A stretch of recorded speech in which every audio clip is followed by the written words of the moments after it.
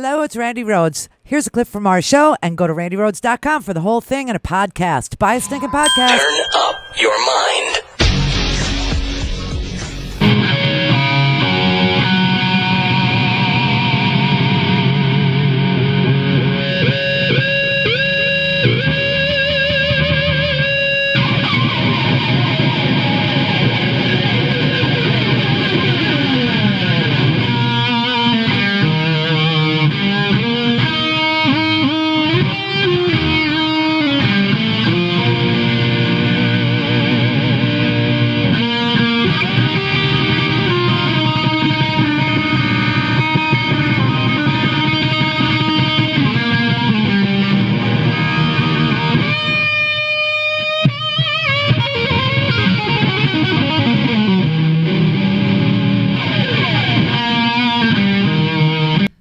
What a sad, sad, sad man. Oh, that is so sad.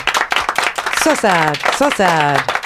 Hillary closed with Bruce Springsteen, Bon Jovi, Lady Gaga. Madonna did an impromptu in the time in the park there last night. And Donald Trump closed with Ted Nugent and Donald Trump.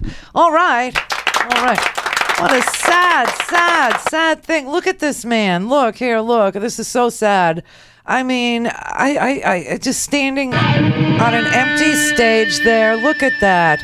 With a folding chair and a lone Marshall amp and shriveling balls and a teeny, teeny, tiny audience. Oh, and no band. No brothers in the band, no girls, no lighters, no Catch Scratch Fever, his only real hit. All right, Stranglehold, marginal, but good. Oh, he's such a sad, sad individual. That sums it all up. This is this is really everything about this election. You talk about a lack of star power. Last night it was we are the world versus I am the world. These are your choices. This is what it is. I mean, his rally isn't even full. It's crazy. I mean, you could look at these photos and look here. Let me make this big. Show this. This is the audience. I mean, this is it. This is it. This is what it looks. I mean, there's 400 people maybe. It's so sad. It's such a lot. And thousands of people are outside and they want to come in. Well, let them in. There's plenty of room. Open the door. Let them in. I mean, it wasn't even full. He was on stage claiming thousands of people are outside clamoring to get in. He's apparently gone insane. And I don't know what's going to happen tonight. I honestly do not know what's going to happen tonight. But thank God it's Election Day, everybody. Election Day! More importantly, it's Captain Leary's birthday. Oh, my God. Oh, my God, it's your birthday. Thank you. I would sing happy birthday, but somebody probably owns the copyright, and then we'd get flagged on the YouTubes. I think Warner Brothers was flagging it, actually. Really? That's funny. The Star Spangled Banner, too. I mean, I don't know if you could play that anymore. I don't know who owns it. Do we own it? Do we the people own it? Or does, Jimi Hendrix Company? Hard to tell. Really hard to tell what you can play. But this campaign, it's unbelievable. You've got an insane man who is, I think maybe this was a documentary. And they'll call it Citizen Kane 2. I mean, really, his last word will not be Rosebud. It will be Trump. I mean, it's just... And last night he was literally saying again, if we don't win, this will be the single greatest waste of time and energy and money in my life. Well, here's 19 months of our lives we'll never get back. Screw you. Jesus. Single greatest waste of time, energy, and money in my life. I'm sure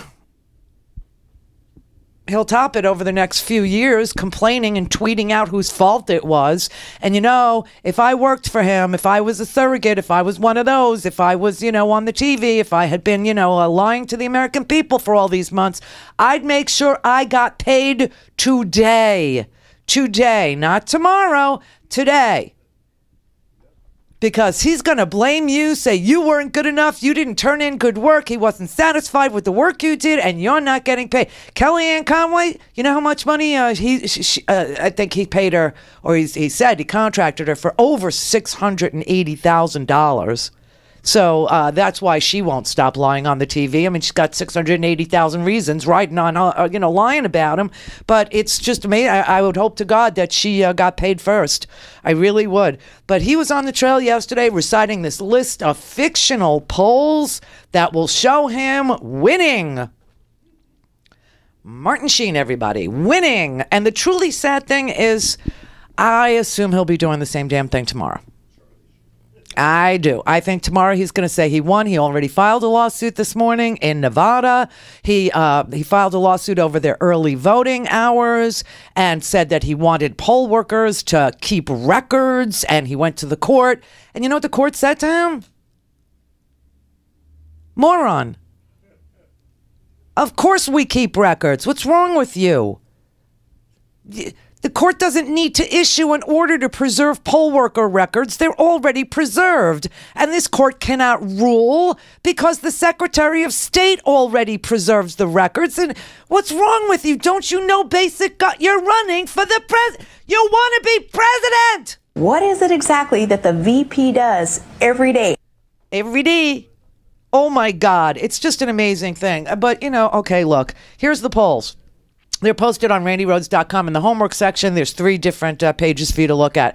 Let me just sum it up for you. I'll shorthand it. There's only one poll of all these polls. And here are the polls, okay? There's The Economist, YouGov. There's Investors Business Daily Tip, Insights West, Bloomberg Seltzer, Lucid, Times-Picayune, Fox News, Monmouth University, ABC News, Washington Post, New York Times, CBS News, and Rasmussen. I can never say that. Rasmussen. I can't say Ku Klux Klan either. I know it's coup, but I can't. It would be a coup, though, wouldn't it? For the white supremacists. Okay, so out of all those polls, and these are the new ones that were conducted right up until yesterday, there's only one that shows Donald Trump ahead, and only by 2 points, and the margin of error is 3. And that's the Investors Business Daily Tip poll. That has him up by 2. Every other poll has Hillary Clinton up by anywhere from 6 to 2 to 5 to 4 and on, okay? But that does not elect a president. Popular vote doesn't elect a president. It's going to be by state. So let's have a little look-see, shall we? All right, here we go. CNN ORC poll. New Hampshire, Suffolk University, Boston Globe. The race is tied, according to Suffolk University, Boston Globe, tied at 42. The the UNH poll, University of New Hampshire poll, 85% of likely voters in New Hampshire have their minds made up with hours to go. Clinton, however, is drawing more support from Democrats than Trump is from Republicans. Hillary's got 95% of the Democratic vote. Trump only gets 86% of the Republican vote. Therein lies his dilemma. Okay. Clinton also has an edge among women, college-educated voters, high school degree or less, going for Trump. All right. According to this poll, Trump and Clinton will end the election cycle historically unpopular. Negative favorability ratings. Clinton's down 14, but Trump is down 36%. So there's New Hampshire. In the Senate, looks like Kelly Ayotte is losing to Governor Maggie Hassan, 48 to 43. So that looks good for one seat in the Senate. Okay. Pennsylvania, Clinton's up by 5. She's up by 5. Muhlenberg College poll found Clinton with a 4-point lead over Trump, 44-40 in a four-way race. Johnson is getting 7% of the vote.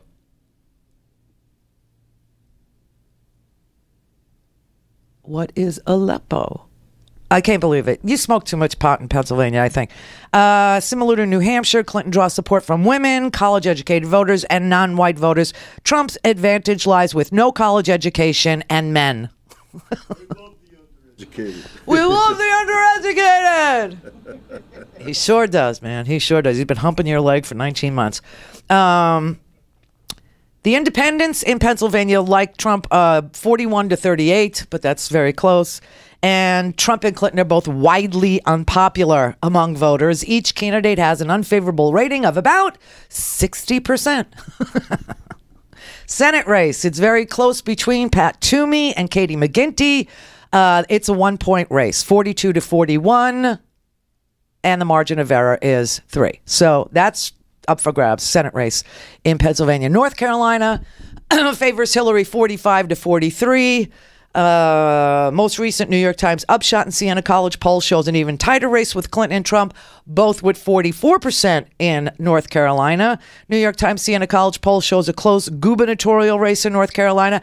If you reelect Richard Burr, I swear to God, I will write you off, you high-tech banking people, you. Durham has such big turnout, and the voter suppression was so severe in North Carolina. They closed more polls in North Carolina. They had to sue for the early voting right. The court threw out the closing of the early voting. And I mean, just North Carolina has been tainted by, the Trumpsters and the Republican governor and the Republican Secretary of State. All of North Carolina is such a mess. You go vote for Burr. I swear to God, you'll never be able to vote. Never. But Hillary has a 23-point lead among 18 to 34-year-olds, the ever elusive millennials. She's got 86% support among African Americans. Trump has 6% of the African American support. What have you got to lose? Well, apparently the answer is everything. Okay, so the GOP has carried North Carolina in 10 of the last 12 presidential elections. It's still a matter of who gets to vote today. The poll of polls is the New York Times Upshot, Siena Poll College, the Quinnipiac, the Elon University, the NBC, Wall Street Journal Marist, and the Monmouth University poll. Florida, of course, is tied. Florida is it's deadlocked. Everybody has 45, except for Jill Stein. Well, 45 and 45 would be 90, plus 45 be 135%. That's Florida. That's Florida. That's what we do. Florida. So I think Gary Johnson's got 45 also. Yeah, I shouldn't laugh because, looks like Clinton's got a 1-point lead in Florida. And looks like Marco Rubio is beating Patrick Murphy by 7 points. So, Rubio. Okay, so that's what the polls look like. This is the last poll. Of course, the only poll that matters is tonight's poll. And like I said, Durham County, North Carolina has asked to extend the poll time by 90 minutes. Why would that be? Well, let's look at what went on here. There's a great article in the New York Times today called How to Rig an Election. Okay, just in case you're a person who thinks the elections are rigged. Now, if you think the elections are rigged, most likely you think that means in-person voting, that people voted 2 times or 3 times or voted while dead. Okay? Or voted as an illegal. That does not happen. You could win Powerball before you would find voter fraud in the United States of that, that could actually change an election. I think there's been 6 cases. And one of them was this year. And it was a Trump supporter who freaking voted twice and got caught. So, but state governments, some of them, especially in the South, did all they could do to prevent non-white Americans from voting. This is the first election, by the way, that we've had since the gutting of the Voting Rights Act by the Supreme Court because Scalia, Antonin decided that racism was over and we didn't need it anymore. And so Section 5 of the Voting Rights Act said, if you were going to make major changes to polling places, or you were going to make new laws regarding voter ID, or you were going to make any major change to the way your state voted in the previous election, you had to notify the federal authorities. Well, he gutted that, and now you don't have to notify the federal authorities. And oh man, did some states have a field day with this. Latinos have joined African Americans in the most discriminated targets after the gutting of the Voting Rights Act with voter ID laws and fake concerns about election fraud. And they disenfranchised thousands of people. They closed polling places in areas with large minority populations. Arizona did it. North Carolina did it. Texas did it, especially South Texas.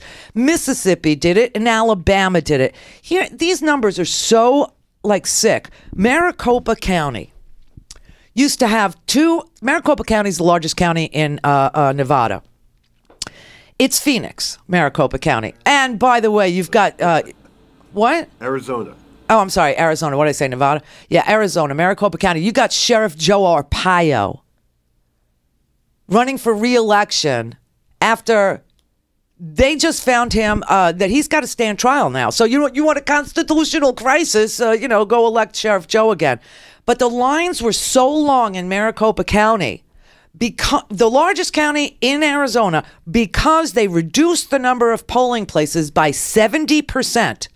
From 2012. In 2012, you had 200 polling places in Maricopa County. Today, you have 60. From 200 to 60. That's one polling place for every 21,000 registered voters. Don't take no for an answer, Arizona. This has got to stop, and today is your day to get justice for yourself and your state. Maricopa County would have fallen under Section 5 of the Voting Rights Act before the Supreme Court gutted it. Maricopa County would have needed federal approval to reduce the number of polling places from 200 to 60, which is what they did. But after the gutting of the Voting Rights Act, because racism is over, everybody, it's over, they didn't have to. And the reason why is because Arizona is one of the 16 states where jurisdictions with a very long history of discrimination had to submit the changes they were going to make to voting to the federal government under Section 5 of the Voting Rights Act.